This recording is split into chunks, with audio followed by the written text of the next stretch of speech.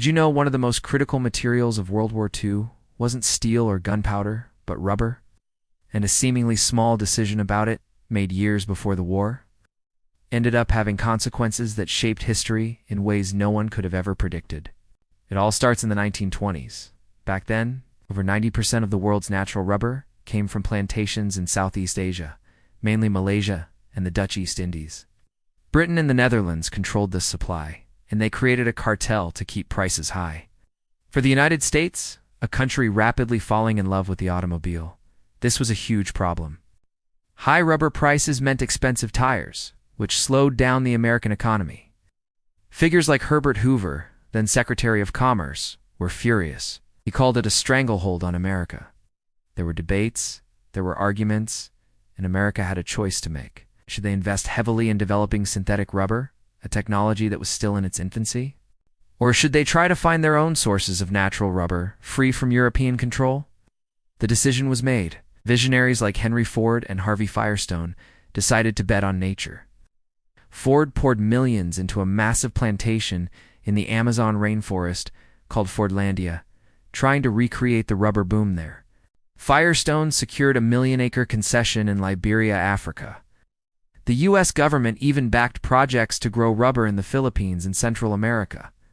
The idea was simple: diversify the natural supply, break the cartel, and secure America's future. The expensive, complicated path of synthetic rubber was largely put on the back burner.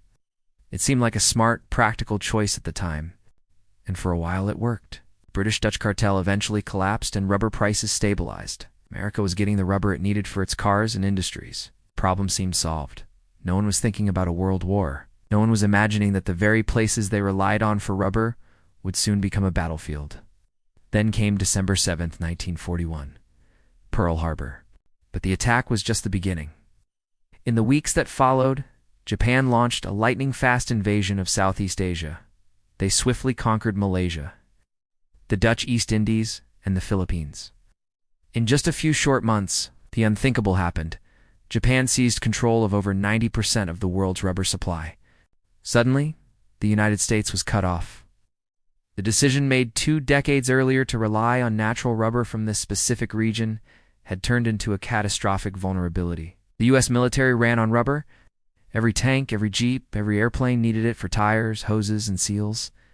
Without rubber, the Allied war machine would literally grind to a halt. The country had a stockpile, but it was estimated to last only a year.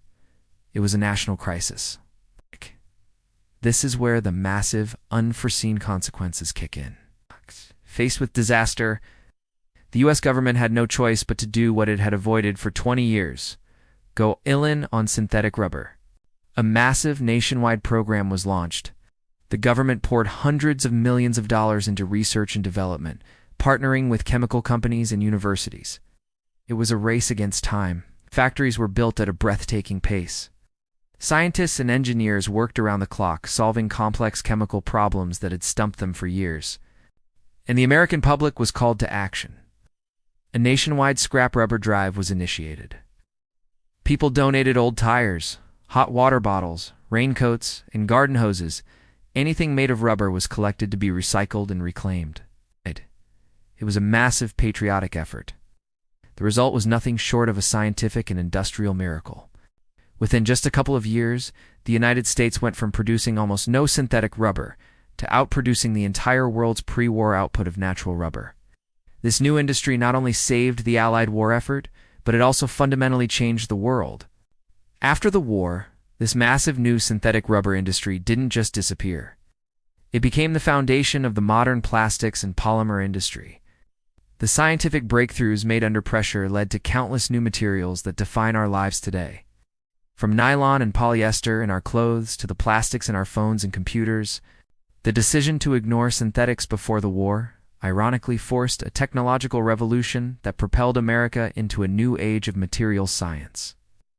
It reshaped the global economy and accelerated the development of the consumer society we know today. So the next time you see a car tire or use a plastic container, remember the story.